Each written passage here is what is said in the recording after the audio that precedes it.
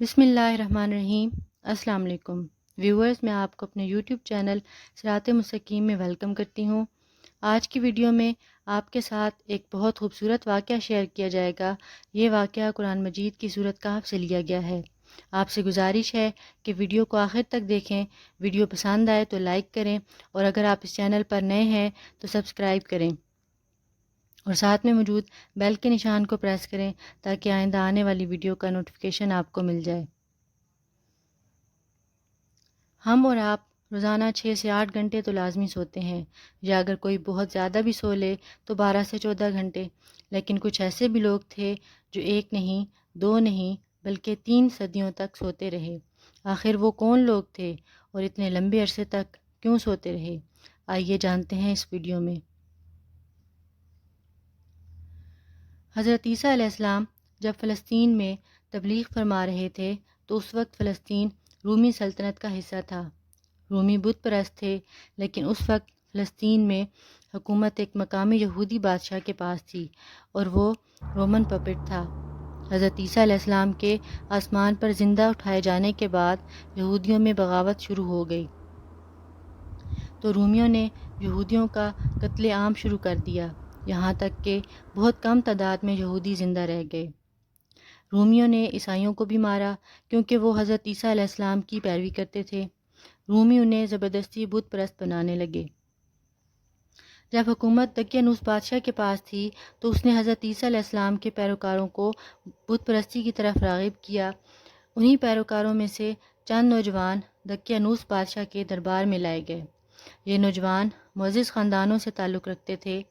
بادشاہ کے سامنے انہوں نے جرأت کے ساتھ اقرار کیا کہ وہ خدائے واحد کے علاوہ کسی کی عبادت نہیں کرتے اور نہ کریں گے۔ بادشاہ نے انہیں سمجھایا کہ تم معزز لوگوں کی اولاد ہو، میں تمہیں سوچنے کے لیے وقت دیتا ہوں۔ بادشاہ نے انہیں کچھ دن کی مہلت دے دی کہ وہ اپنی بات پر نظر ثانی کریں، ورنہ ان کو قتل کر دیا جائے گا۔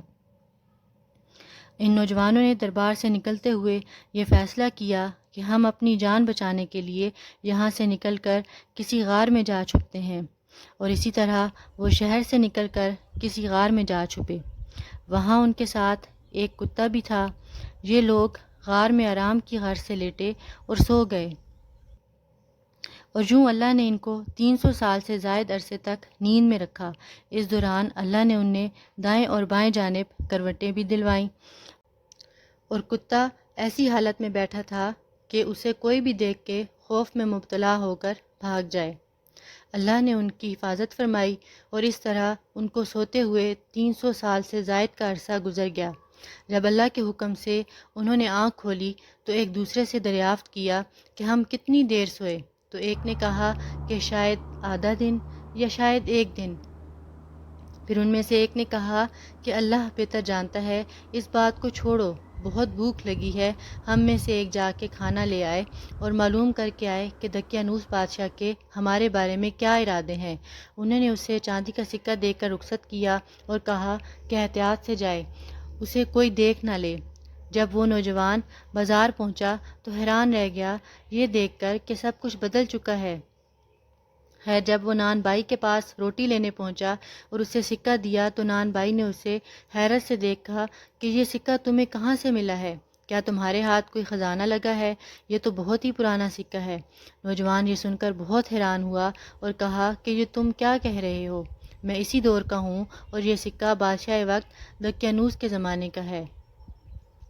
نان بائی نے اسے بتایا کہ وہ بادشاہ تو 300 سال پہلے مر چکا ہے، اور اب یہاں عیسیٰ علیہ السلام کے پیروکاروں کی حکومت ہے۔ نوجوان یہ سن کر بہت حیران ہوا، اور پھر یہ بات بادشاہ وقت کے پاس پہنچی تو اس نے اس سارے معاملے کی چھان بین کروائی۔